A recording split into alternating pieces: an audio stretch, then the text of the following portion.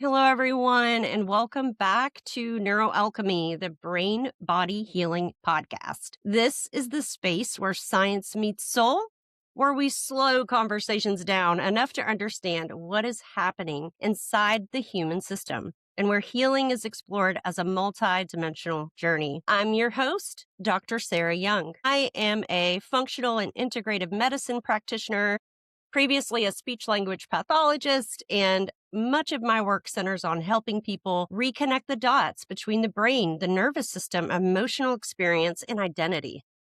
One of the things that we do intentionally on this podcast is slow things down and create clarity, because when things feel overwhelming and confusing, clarity creates safety, and that opens the door for more opportunities for healing, for reconnection, for reflection, and ultimately, that's where the change is allowed to occur.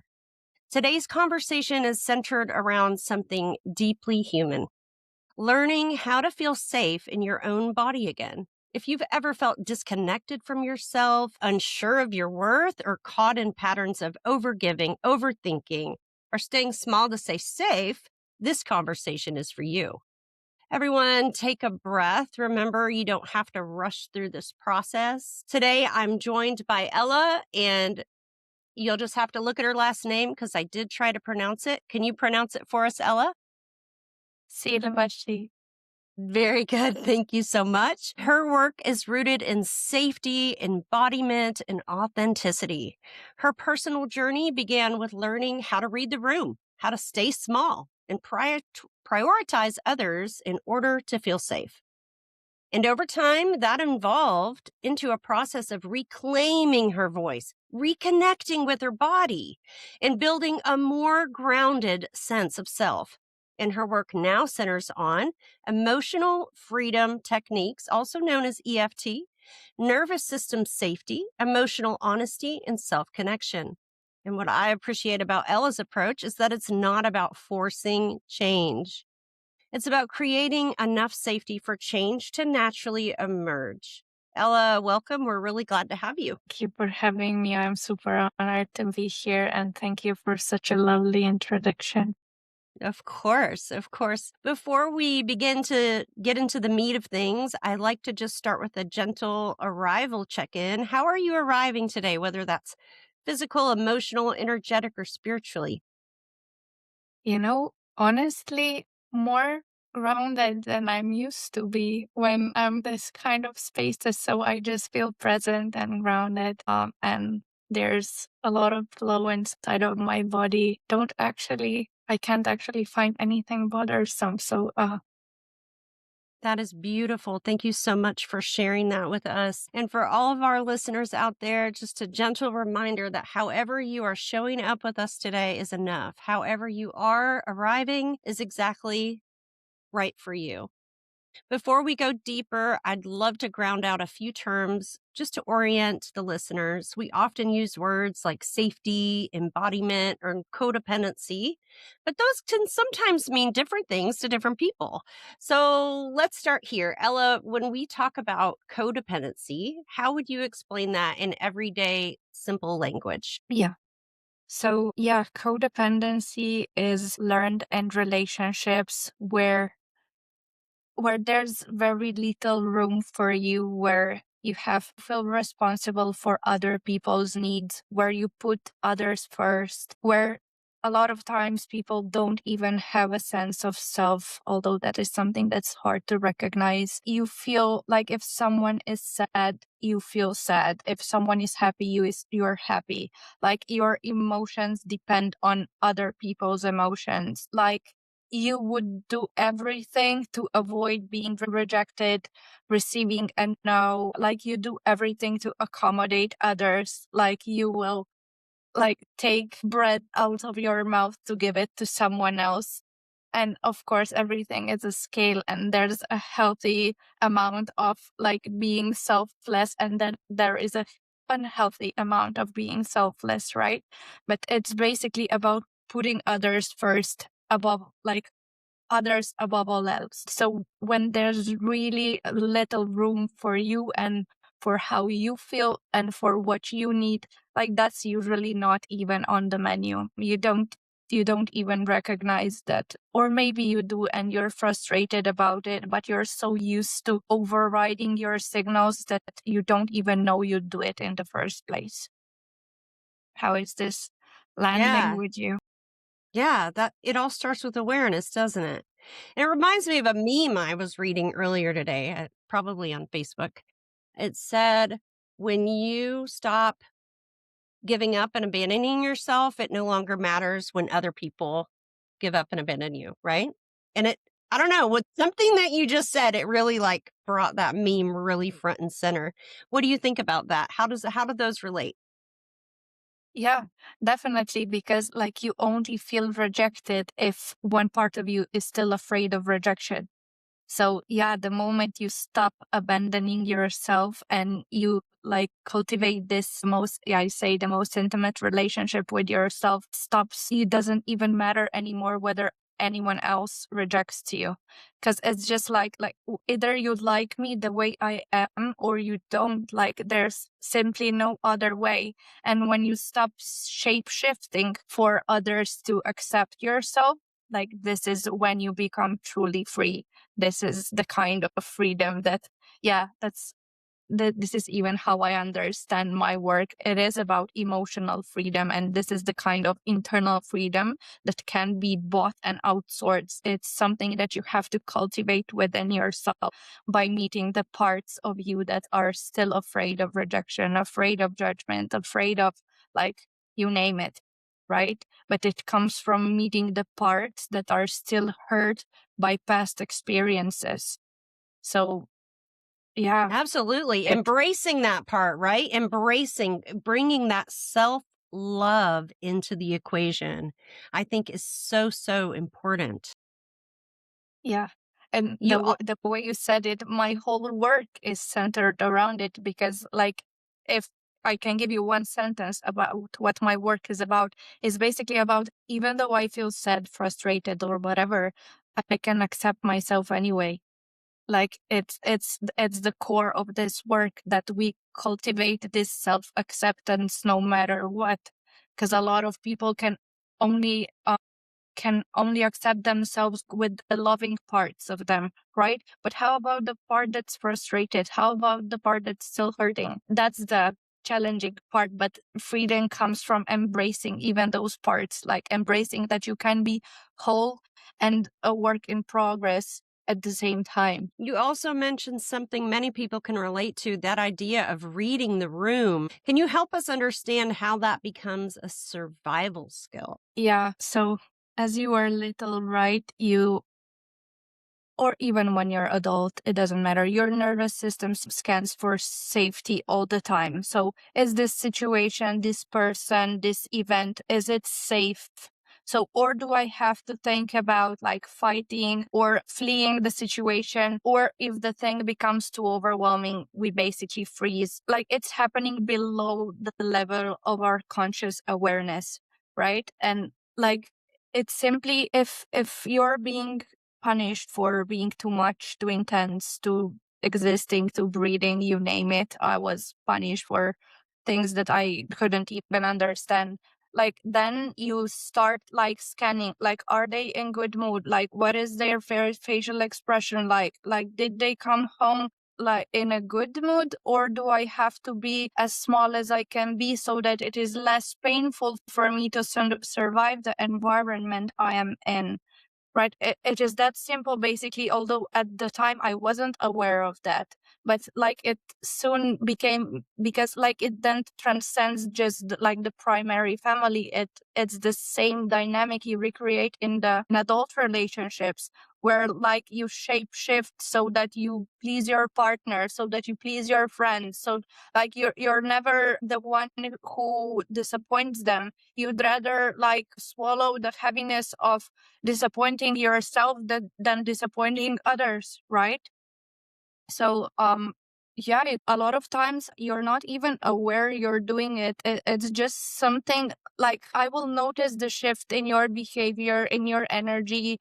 Like I'll have a sense that you're in a bad mood before you tell me you're in a bad mood. And sometimes, like I'm not trying to say that I'm psychic. I don't think I am, but it's just this internal sense of something's off, or like everything's fine. I don't, it's basically something that helped me survive, and that's right now serves me a lot in my work with clients, because like I can sense the things that aren't spoken. Like I can read between the lines, not in some crazy way, but in terms of, okay, there seems to be something more than what you're telling me. Like like I can sort of, something happens inside of me. Like I'm sure that people who experience the same kind of environment when they were growing up, they can resonate with the fact that you somehow know, you feel it. It comes from within. It's not so much a cognitive awareness as it is a somatic one. Yeah, I know exactly what you're talking about. I have that same thing. And there's a lot of ways that we could think about it, right? We could call it neurology. We could talk about the sensitivity of the system and the environment we grew up in, right? But ultimately, from my perspective anyway, is that we're really all souls, right? We're all spiritual beings having a human experience. And often we're tapping in to those parts of ourselves that are greater, that are more, right? And when we tap into that in the world, it can kind of look a little crazy, right? Like, how did you know that? But if you think about the identity of who we actually are at our core, I think it makes a lot more sense. One more term for grounding out. Let's talk a little bit about safety. And in the context of healing, what does it actually mean to feel safe in your body? Yeah, it's not the safety in the conventional sense, right? It does sound kind of fluffy and ChatGPT like, but it's actually like the basis of healing. Like healing doesn't happen unless you feel safe. Anything, re-traumatization happens when you dive too deep too quickly, when your system isn't prepared for the challenge you wanna face. And so basically, as I said before, because your nervous system is constantly scanning for danger, it is more like this internal state, this cellular level of safety. Like, does your body's system perceive that you can let go of all your coping mechanisms, all of your protective strategies, or does there seem to be any danger? So it's a physiological state, not something that's happening cognitively. You're not aware of it happening. It happens below the level of your awareness. So, but for a lot of people, like it starts with feeling. And a lot of people, the coping strategy is to be in their heads because it doesn't feel safe to be in their body. So they're a lot of times not even aware what's happening. Like, how does that feel? They don't even have words for what's going on below the neck, I like to say. Because and even we even live in a society that is like everyone's like, I feel like there's a hamster spinning in people's heads, like never running out of energy, because it's just nothing happens up there. Like I had this realization when, obviously, as the majority of people, I started with CBT, because like that's the first thing. Okay, I have a problem, I need a therapist, right? But then I soon realized that, okay, now I had the awareness, but I still couldn't shift my behavior. So on top of the fact that I was already sad that I couldn't set a boundary, I was also ashamed, because, like, what the F is wrong with me? Like, how come, like, if other people can do it, what is wrong with me that I can't? It simply, excuse my language, fucking hurts to set it. I wasn't able to hold it. And I was like, there must be something more than this. Like, and yeah, all comes back to safety. Until I didn't care about the other person and how they might react, how they might accept or not my boundary, or like, or if I in any way doubted that I deserved to have that boundary, then I couldn't hold it. I was the first one to step over. Like, because the pain of going against myself was less intense than the pain of holding the boundary, as weird as it sounds, right?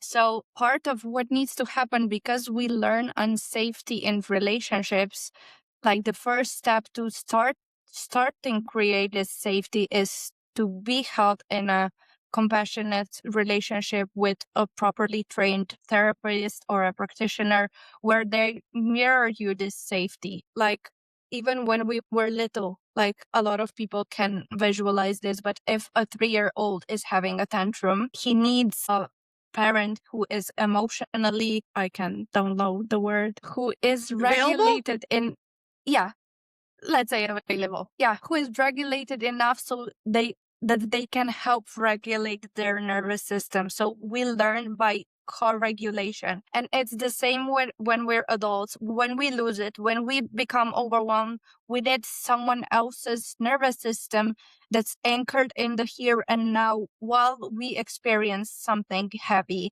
something challenging, something sad, frustrating, whatever. Or when we visit the experiences from the past that still upset us today, right? So it's this, the safety is learned in a relationship in this small titrated doses of, okay, this, I didn't die here. Like, it's okay, I survived. But I am really talking about like small things in life and like baby steps even that we begin to cultivate this safety. So this is when your system basically let goes of every protective behavior, and like it's just safe to be you, just the way you were born to be. How is this landing with you? That's beautiful. Thank you so much for grounding that out for us. I'd love to talk a little bit about your story in your own words. Tell us a little bit about what your early experience looked like, how it shaped the way that you related to yourself and others. I know you did share a little bit about this already. Yeah. Well, I grew up in an environment where there was a lot of emotional and physical abuse. Like, growing up in an environment like this, you basically have to survive this environment, and the easiest way to do that is to abandon yourself. Not consciously, of course, but like, if you're never good enough, if you're never enough, if you're always too intense, too much, too loud, too whatever, like, you learn to, like, okay, how can I behave so that like they love me more or leave me less? You, like, even as a little girl, like, you stop being yourself and you try to be as small as you can be so that it is less painful for you. So yeah, it started very early on. I wasn't aware of it until I was, I think, 20 years old when I started dating. And I realized that I'm always attracting partners that are emotionally distant, that are narcissists. And I think I came across a book, and when I read it, I was like, for the first time in my life, I realized that I'm part of the equation. It's not just them, it's me. I'm somehow attracting those kind of relationships. And in that moment, I started seeing a therapist, and I have been seeing one ever since, simply because at that point I chose that I don't want to have future children that would have to heal from me, and that I don't want to attract another narcissist. And like, if I'm somehow participating in attracting them, then I must be the solution as well. So if I change, like, the people I attract into my life change, right? And yes, how it was like. So I started with CBT, but I soon realized there must be something more than that, that like, my life's too short and I still want to live it. I don't want to spend the rest of my life in therapy. I want to feel the joy and all of that, because basically I carried the, I think at the time it was still undiagnosed, and it is to very this day, because it's not actually depression and anxiety, it's CPTSD, but I don't think it's recognized in my country. I don't even think my psychiatrist like knows about it, because like it's something new. Like, we just started talking about it, and it's hard to recognize because it's with big T traumas like accidents and like when your bodily integrity or actual safety is in danger, it's hard to recognize. Like everyone sees that something traumatic happened to you, but when it's repeated and when it's small and when it's happening over long periods of time, it's actually like death by 1,000 cuts, and people usually don't recognize it. You don't even recognize it yourself because like other people have it worse. Like nothing's wrong with me. I had a decent childhood, blah, blah, blah, right? But it is actually like those small, repeated, painful, emotional events that create wound just as heavy as a big T trauma, if not even more, because it's like thousands of situations where you were not good enough. It's not one time when. And even I, as a practitioner, can say that it's very much easier to treat someone with something that happened once, even if it was big, than it is someone who has experienced this for 30 years of their life. Like it's like dying on installments, if I may say so. So then Yeah, at some point, I heard a few things. So you pointed out how you saw yourself as a problem. But one thing, the part that people don't typically get to is the next part that you said, which is that you realize that if you were part of the problem, that translated directly over to, well, then I'm also part of the solution. And that's empowering when you can realize, well, I'm driving this thing. I don't have to go that way. I can go this other way. And, you're absolutely right. I mean, even where I live in the United States, I think it's an underrepresentative topic. I have experienced complex post-traumatic stress disorder, which is what she was talking about when she said CPTSD, complex post-traumatic stress disorder. So we're all familiar with PTSD. People associate that with like soldiers or maybe like a assault or something like that. Complex PTSD isn't just one event. Okay. So people that experience this complex PTSD, they're having multiple traumas and situations throughout their life that their consciousness really has a hard time being in the world with. And it can have a lot of things like flashbacks, avoiding certain scenarios, avoiding certain people or places, lots of anxiety, lots of depression, all of those things, sensory issues, like the list is pretty long. So if there's some of you out there that are hearing what she's having to say and you feel like, oh gosh, that sounds like me, I encourage you to do some information seeking, learn more about it, not so you can give yourself a label. Okay. I want you to do this so that, like she said, we don't just look at the problem. We go, now I know what's going on.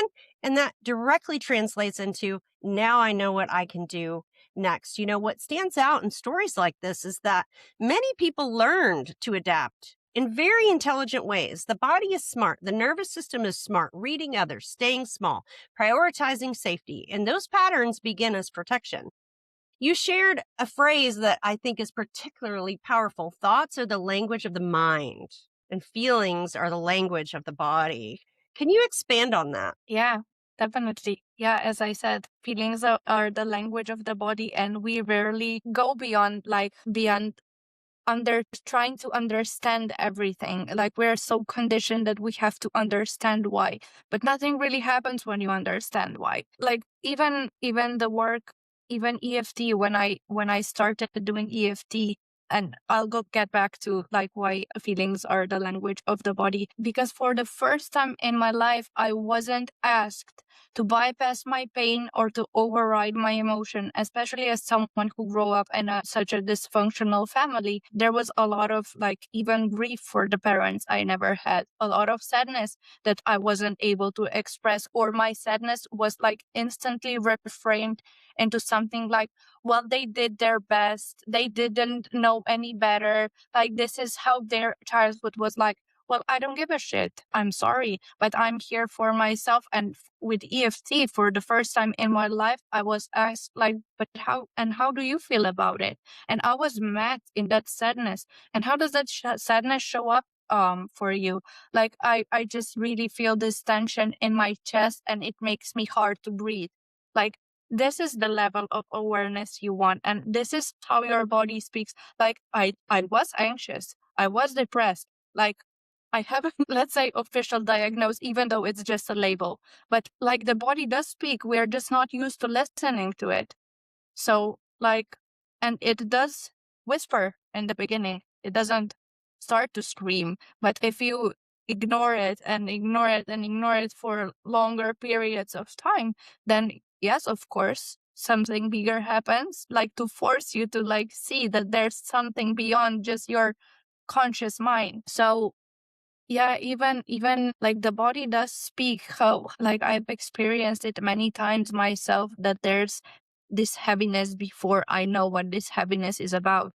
And I always trust the body more, because it's the mind that lies and that makes up stories, not the body. The body just like, there's this sensation, and you can either tune in and ask yourself what this sensation is about, or you can like make up stories. But in my experience, those stories never got me anywhere. But listening to my body, that took me very far from basically not having a sense of self and like building my self worth from the ground. This is, I think, the power of listening to your body and tuning in and asking yourself, like, why do I feel this way? Like, what was the trigger? What happened right before I started feeling this heaviness? When have I felt this way before? Does this situation feel in any way similar to anything I've experienced in the past?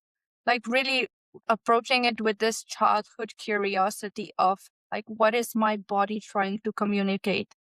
If this heaviness had an emotion, what would it be? If it had words to say, what would it say? Like, really, it can really be super easy. I don't think we humans are just overcomplicating this experience. Like everything has to have a meaning. And like, yeah, it just pause and like tune inwards for a moment and go from there. I think part of the problem too is that when we're disconnected from that emotional language, from the signals that the body is giving, it can almost make you feel crazy. And Yeah. all of the outside world will go right along with you and say that you're crazy, even though you're not crazy, right? It's just that you're disconnected. And so you're not able to see the full picture. It looks like pieces of a puzzle, but they're like all in these different places, when really what you're describing, that understanding, that embodiment with that emotional language and the really being present and the awareness there, right? That's an integration. Yeah. And it happens over time. It doesn't happen that, like, especially with trauma and like with early childhood experience like I had, like there's like your window of tolerance is really super tiny, right? And like with small titrated doses of, okay, I have resolved this situation that I felt sad about, I have resolved this piece that I was still grieving about, like small small proof that like your body is safe here and now, and it's okay to feel it, it's okay not to be okay, that slowly expand this window of tolerance, so that like in the end, not I won't say in the end, there's no such thing as an end when it comes to healing, but let's say like over time your window of tolerance is expands and you have more capacity for more pressure, more fear, more like you, it just means that like this fear or whatever you're experiencing won't pull you under. You'll be able to stay aware of the fact that, okay, there's some fear. What is this fear about? What is my body trying to communicate with me? Like, what is the thing that it's trying to keep me safe from? Like, it doesn't overwhelm you as it does, like, when your capacity is very small, when everything feels like too much. So, and this pool is built over time, of course. It doesn't happen overnight. As just as you didn't like lose yourself overnight, you don't regain your power in one tapping session or one whatever. Yes, that's a really important distinguished point, is that this isn't like we do one thing and, oh, we're all better now. This is like a commitment to yourself, that ongoing process of doing the next thing and putting the next foot in front of you, right? And from a nervous system perspective, when safety isn't present, the body prioritizes protection over connection. So many people will feel numb and overwhelmed, disconnected, and they don't really understand why. Why do you think safety is the foundation before insight, strategy, or action? Yeah. Yeah, as we talked about, like there's this window of tolerance, and like whenever you're outside of it, you're either on this side where everything feels like urgency and panic, and I must do this and I should do this, and like overthinking over everything with over, and or this other side where you just feel disconnected and tired, and like you delay things, and like there's a lot of procrastinations. Those are both signs of nervous system dysregulation. And like when you bring your body back into this window of tolerance within which you are able to think about like what's happening, how do I want to respond, like what is this trying to, like why is this happening, this is when change can happen. Because in the overwhelm, the body has its protection mechanisms up, and it will just get re-traumatized. So safety is important because like we can only heal in safety, not in unsafety. I'm just trying to find the words how to like the most simply explain how and why this happens. Because think of it like when you're overwhelmed, when you're stressed beyond your capacity to think, like it's hard to even know what's happening, like what your next step should be, sometimes even like where you are and what you want to do, like really, because your prefrontal cortex isn't even online. Your body is designed in a way that like it's ready for fight or flight.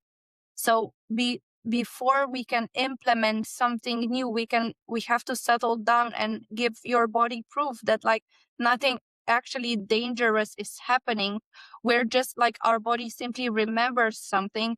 And when we can bring body into this more regulated state where we are activated, but we're still present in the present moment, we are not like pulled into that past memory where something emotionally heavy happened. We are still here as a witness. That's when we can hear like what's the wisdom behind it. That's where those cognitive shifts can happen, where we can basically experience it ourselves, like the maybe a more neutral perspective to this original event that felt overwhelming before. This is when we decide, okay, they really did their best. They really didn't have other experience themselves. But it comes naturally when this emotional charge is resolved, when our body is more grounded. That's when we get to choose how we want to react and what our next step should be. Does that make sense? Absolutely, it does. Let's talk a little bit about EFT. I think there's some people that probably are familiar with it, but there might be listeners out there that have never heard of EFT. How would you explain EFT in just a very simple and accessible way? Yeah, it's a body, mind, and energetic tool all combined. It's about putting pressure on certain points of the body while thinking about something challenging, and having this awareness of what's happening in the body or emotionally. So that is how we like cover all the mind and the body. So the felt sense in the body, the emotional sense, and like the meaning we're giving it. So this is what like melts the resistance. So it would usually look like, even though I feel an emotion that's challenging and I feel it in my body, thinking about something, an actual trigger, it should be very specific. Um, let's say that I was stressed before we pressed record, and like that would be my sentence, even though I'm afraid of, and I feel it in my chest, because like in a few moments she will press record and that's it. Except that I feel this way, just to give a very like plastic example, because I don't like to, because like then people can interpret it themselves. But it's like a very specific thing that like it has to be as small as if you just pressed pause on the TV, like who's there, what's being said, what is your mind focusing on? Is it how it's said? Is it about what? Is it the person who said it? Like, what is really the triggering thing? What is the thing that triggers you the most? So that's the thing you want to work on. And basically, when you tune in and when you start tapping, a lot of times your body releases a memory, or like it's either like there's either a physiological shift that happens, like this heaviness goes away, or like an emotion shifts, like from anger to sadness, from sadness to disappointment, from disappointment to maybe nothing anymore. And you basically end with a more neutral perspective to the original event. So if something felt like I couldn't do this, it might feel more manageable after tapping. Or like you might feel like, okay, I could do this. I maybe still am a little bit scared, but it's not the fear that like pulls me under. It's not the overwhelming, I cannot move kind of fear. It's just, okay, I'm doing something for the first time. Of course, it's scary. Often see is that insight alone doesn't shift the patterns. The body has to be included in that process. And that's where that somatic work can become so incredibly powerful. Let's move into identity and self worth. After years of disconnection, what does it look like to begin reconnecting with authenticity? Yeah. When you ask that question, do you mean like what is it like for me now that this connection is better, or like what's the process it took me? You could answer that however you feel so moved to answer it. So whatever way, the first way you interpreted it when you heard those words are exactly how I want you to answer it. There's no right or wrong. Yeah.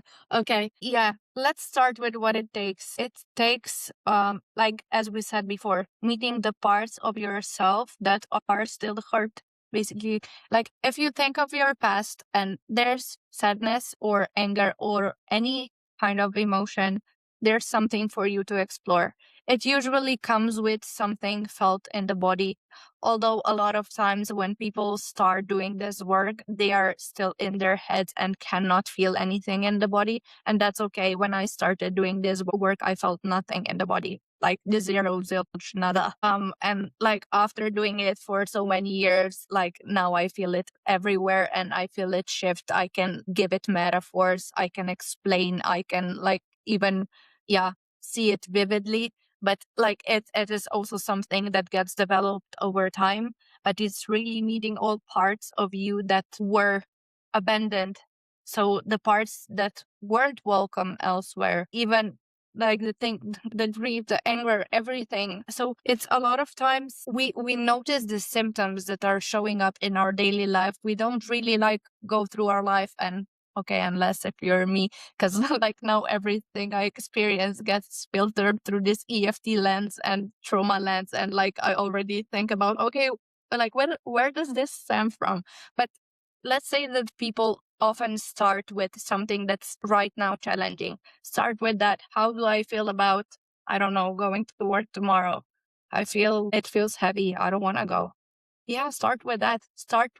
That's the power of this work, starting with where you are. So, what's challenging for you right now? And when you start tapping on your current experience, like your body will take you wherever it needs to go because it knows what it's connected to. You'll either have an insight or a memory that will come up during tapping, and just trust that your body knows and that it will take you there when it's safe to go there. Because a lot of times, even when I started my own journey, I didn't even remember my childhood. I didn't even know it was traumatic. I didn't know it was CPTSD. I didn't know that it was basically physical and emotional abuse. I thought everyone was having it this way. And I simply started with, okay, this makes me angry, this makes me sad, this makes me frustrated about my job, about my business, about my partner. It started in the present moment. So, and then I slowly built this capacity and this window of tolerance to go back into the more root cause, the realm of the root causes. Like, when did this pattern start? Like, if I trace it back, does this remind me of another time? So it really is about this curiosity and like creating the room and really going as slow as the slowest part of you feels safe to go. And really here you can simply trust that like you're being presented with what you're able to process. Like your body won't give you an anger you're not able to process. It won't release a memory that might put you under. Like if it's not safe, you won't remember. I didn't remember half of my childhood because it wasn't safe to go there. And you can simply trust that like whatever it is that's going on for you right now and that's frustrating is where you start, is the doorway. Absolutely.